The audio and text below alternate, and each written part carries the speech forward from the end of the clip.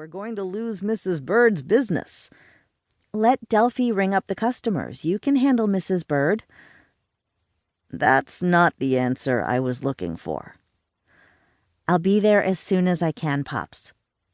Landscape consultant was on the opposite end of the spectrum from my former job as a newspaper reporter in Chicago. The vibrant tourist town of Sequoia was equally distant on the spectrum from the bustling, windy city that my son and I used to call home. The two cities shared the same water, but the breeze blowing east from Lake Michigan felt different. It smelled different. Fresher, perhaps. If circumstances hadn't forced me to move back into the big family home, I'd still be running around the city, interviewing people and sitting at a computer until late at night to turn in my noteworthy articles. Instead, I was able to be outdoors working with plants and flowers and the cheerful people who came to our garden center to buy them. And at last, after 1 month of working in the office, learning the ins and outs of the business end of the operation, my dad felt I was ready to try my hand at landscape design. Turned out, I loved it. I parked my car in the public lot on the block behind Green Street and scurried up the alley. I entered through a back gate in the high fence and made my way to the outdoor eating area. With white wrought iron tables and chairs, a concrete patio floor painted Grecian blue, white Greek-style columns on each corner, and blue and white lights strung around the entire perimeter, Yiayia and Papu could not have made it look cozier or more inviting. At least I thought so, but the guests didn't seem to be enjoying it. In fact, there was a distinctly unhappy vibe in the air, as Delphi would say. My mother was standing in front of the kitchen door, worrying the thick gold Greek bracelet she was never without.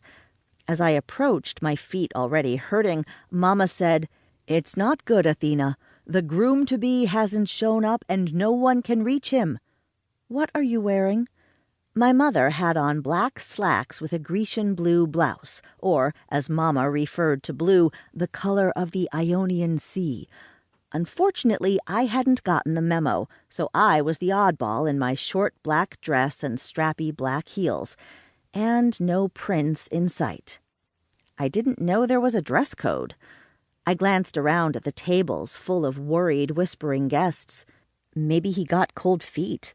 Did he show up for the rehearsal? They're having the wedding rehearsal after the dinner because some of the family members had to work. "Why such a big crowd for a rehearsal dinner?" I asked. "Usually it's just for the wedding party." "The Blacks decided to include the families of the wedding party," Mama said. "They're wealthy and they pay very well. I wasn't about to question them on their decision." I scanned the area, making mental notes.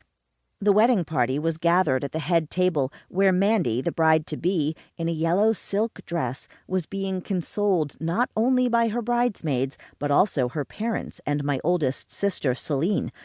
Mitchell, the bride's twin brother and best man, stood directly behind them, checking his watch and looking perturbed, while maid of honor Tanya stood off to the side, talking quietly on her phone.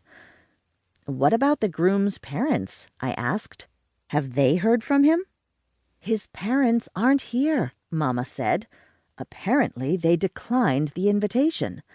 My sister Maya joined us, breathless with news. "I just heard that 2 of Brady's groomsmen have gone to his apartment to see what the holdup is. He lives down the road, so it shouldn't take long. And aren't those my heels, Athena? And why are you so dressed up?"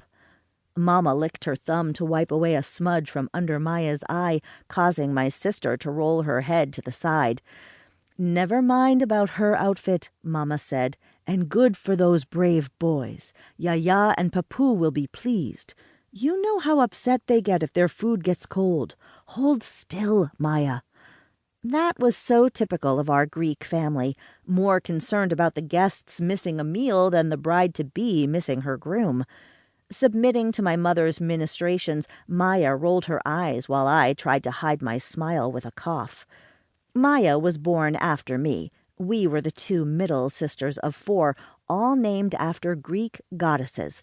Selene after the moon goddess, me after Athena, goddess of war and wisdom, and Maya after goddess of the fields. The exception was our